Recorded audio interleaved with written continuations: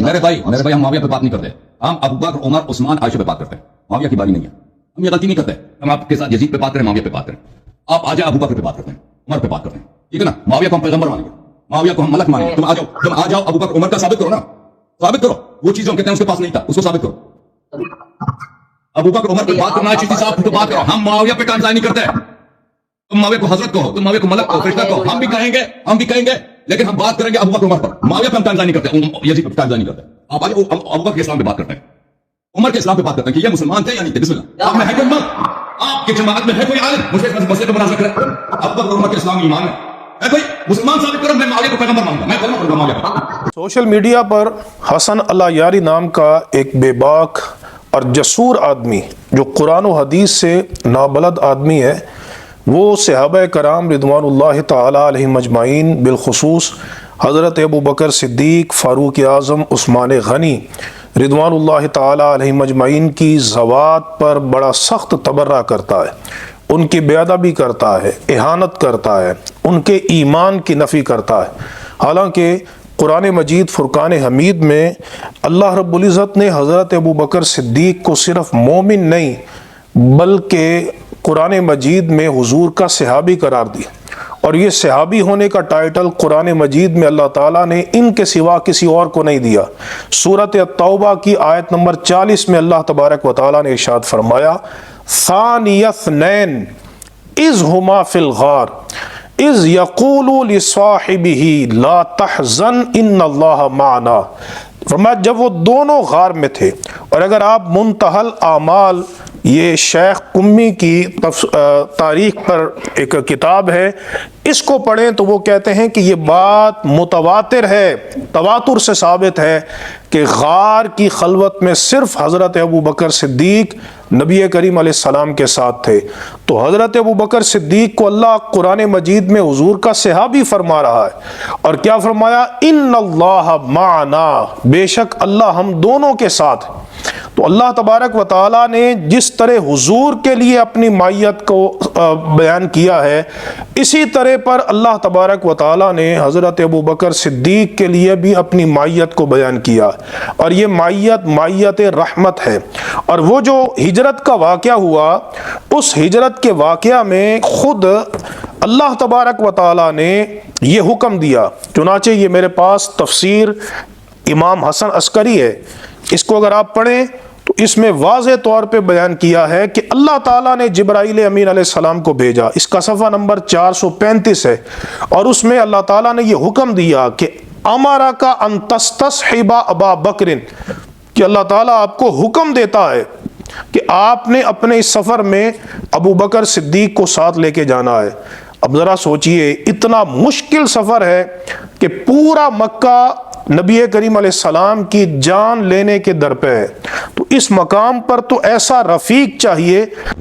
جو دل و جان سے اپنی جان محبوب کریم علیہ السلام کی عزت پر، ناموس پر اور آپ کے دفاع میں صرف کر دے۔ تو نگاہ الوہیت کا انتخاب حضرت ابو بکر صدیق رضی اللہ تعالی عنہ پہ پڑا، اور اللہ نے فرمایا، اسی روایت کے اندر یہ لفظ موجود ہیں،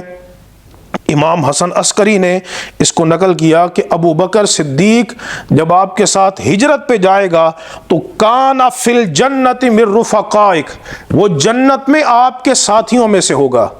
اس جاہل کو دیکھیں، اللہ یاری نام کے اس آدمی کو، کہ جو ان کے ایمان کی نفی کر رہا ہے، اور تفسیر الحسن عسکری گواہی دے رہی ہے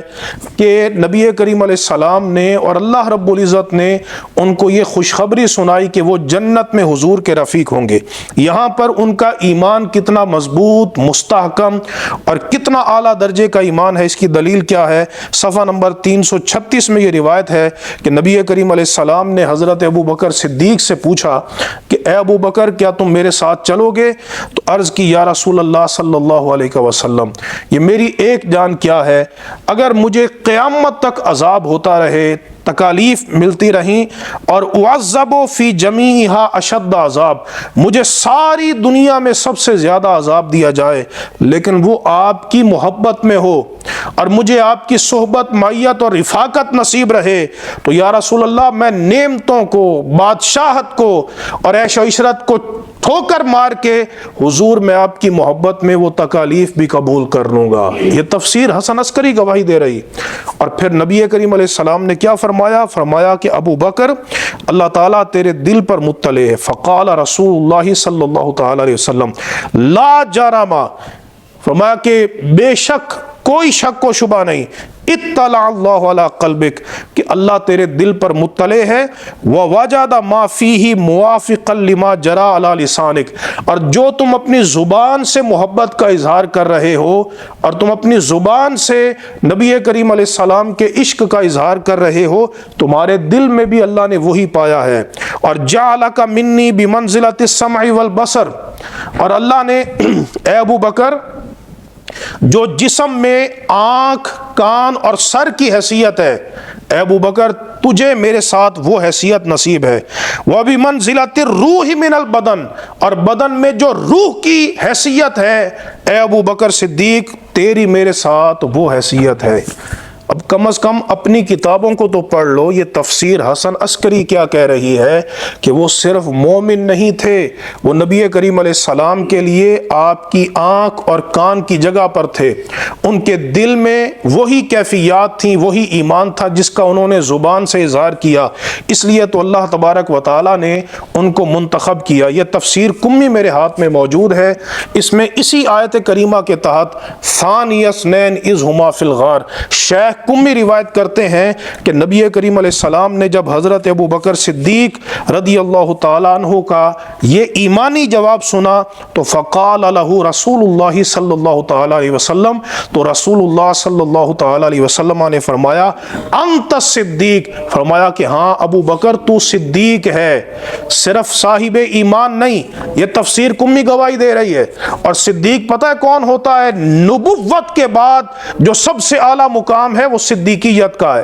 من النبیین والصدیقین والشہداء والصالحین۔ اور یہ آپ کی تفسیر گواہی دے رہی ہے، تفسیر القمی، کہ وہ صرف مومن نہیں بلکہ اعلیٰ درجے کے وہ صداقت کے مقام پر فائز ہیں، تصدیق کے مقام پہ فائز ہیں۔ اللہ تبارک و تعالی ہمیں ان کی منزلت کو سمجھنے کی توفیق عطا فرمائے۔